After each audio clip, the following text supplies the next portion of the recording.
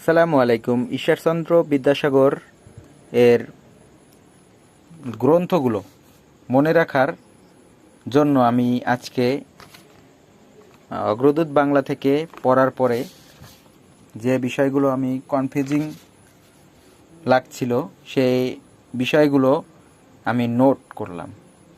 আমি এভাবে নোট করি, এভাবে আমি ছোট একটা পৃষ্ঠা নিয়ে সে পৃষ্ঠা ছোট করে কেটে এরকম লিখে লিখে নোট করি।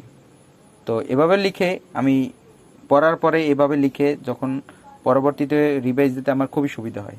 তো আমি যত কবি সাহিত্যিকের অগ্রদূত থেকে পড়ব সবগুলো এভাবে আমি কি করব, নোট করব। এভাবে নোট করলে আপনার রিভাইজ দিতে খুবই ভালো হয়।